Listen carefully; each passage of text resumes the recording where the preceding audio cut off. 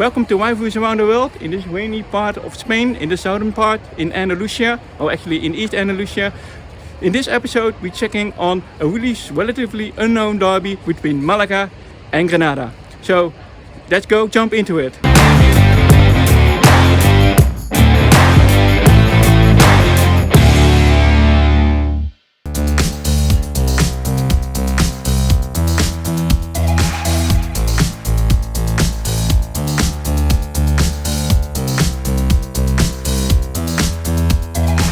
Welcome to Rivalries around the world. I'm your host Budi, and we are here in East Andalusia, or in Andalusia in the southern part of Spain. And today, in this episode, we cover a really interesting derby. This is the game between Málaga CF and Granada CF. This is the Derbi Oriental, also known as the Andalusian Derby.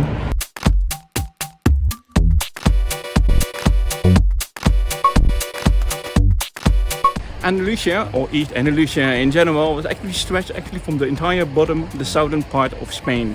There's a difference between West, Lower Andalusia and East Andalusia, in historically, in culturally and in dialect. Their blend of cultures throughout the past, for example the Romans, Germanic tribes, North African Muslims and the Castilians lived here and are the roots of this interesting region and people.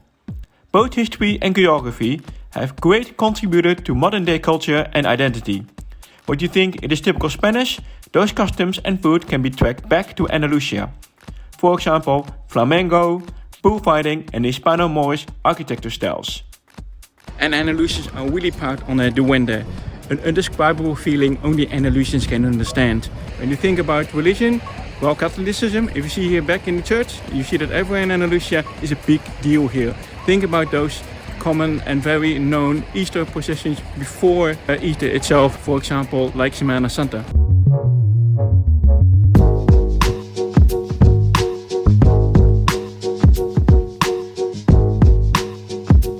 Granada is the smallest city of the two, but certainly not the lesser one. Geographically is an amazing blend where you can ski in the mountains and hang out at sea at the same time. And also historically, you can see it everywhere in the city.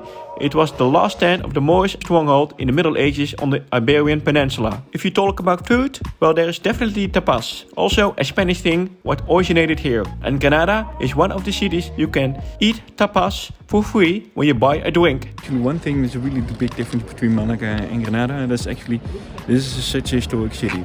For example, this fortress you see here, as well here in the back, you see a really historic center of the church and the cathedral. You see here the typical Muslim area.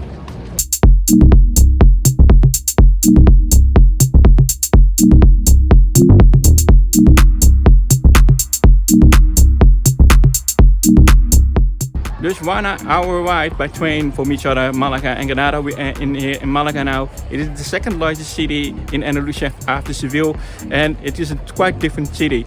Over time, it is also transferred from a historic city, like Granada does, with a lot of historic buildings like we see here behind me.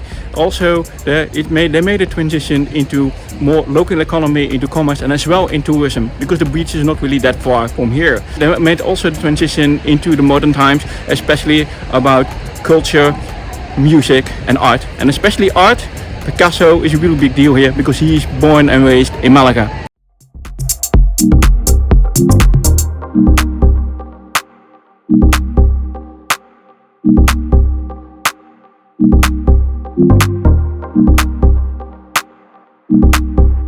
We are at La Rosaleda Stadium, or Estadio La Rosaleda, here in Malaga. Founded in 1904 as a part of UD Malaga, they merged with the club established in 1948, Atlética Malagueños. In 1993, after a meeting from both clubs, they merged. From 1993, they turned the name into Malaga CF, or also known as Malaga Club de Football. From the name change in 1993, the club invested in young quality players and the youth education, facilities and stadium, and went off like a rocket, up to the Champions League and solid appearances in the Primera División, with the highest place ended 4th in 2012. After 70 years of Primera División, they relegated to the Segunda, and they stayed there ever since. Malaga is not really that scarce in having trophies or awards. They won the Segunda A one time and Segunda Division also one time, and the Tercera Division they won it 3 times. After the financial trouble, they look up again, and the club is momentarily in a transitional phase.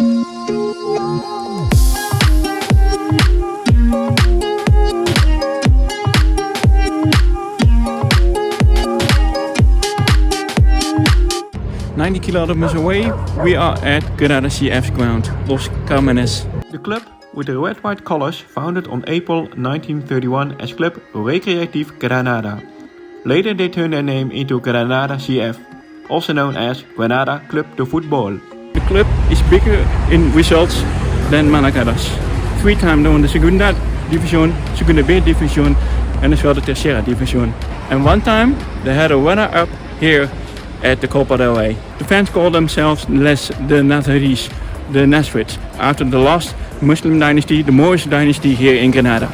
The club is a pretty tiny club. Due mismanagement and financial trouble, the club participated in the lower leagues. But the fans endured and were persistent. Granada always wanted to try the hard way. Thanks to Diego Martinez, the architect of the new Granada, Eterna Lucha was born, the eternal struggle.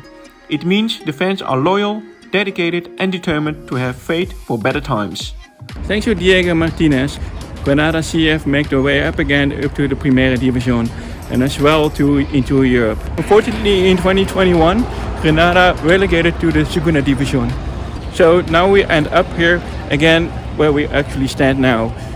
The Derbi Oriental, or the Eastern Andalusian derby, where Malaga meets Granada.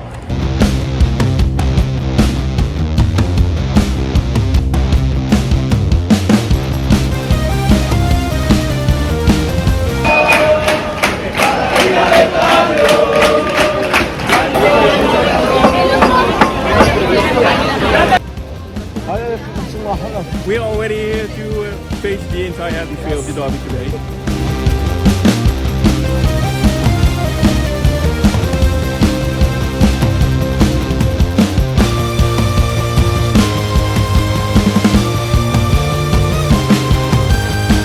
Derbi Oriental between the Granadiños and the Malaguestas. They haven't met each other since 2019 in the competition in the Segunda Division.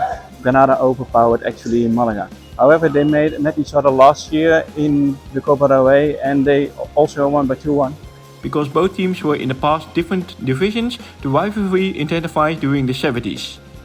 Because both cities, like any other city in Andalusia, are pretty similar, it is more a fight over promotion or survival in the league to avoid relegation. Every meeting ended up in harsh tackles, balls and infamous transfer of players to both clubs, like Ben Barek, El Pajarito or Sebastian Humberto Fiberti, top player at the time of Granada, play a friendly training game against Malaga to sign for Malaga. Derbi Oriental between the Granadiños and the Malaguestas is not as intense as it was in the 70s. But the worst thing that can happen is people throw rotten tomatoes on the overpass from cars from either direction, or with the wrong scarf or with the wrong banner. Granada and Malaga head to head. Granada is won over Malaga in the balance because they were way better. They won over 30 times while Malaga won around 20 times. Granada won way more matches than Malaga does. However, that doesn't mean this is Derby Day. Anything can happen. So we go inside and then we hear what we're going to do today.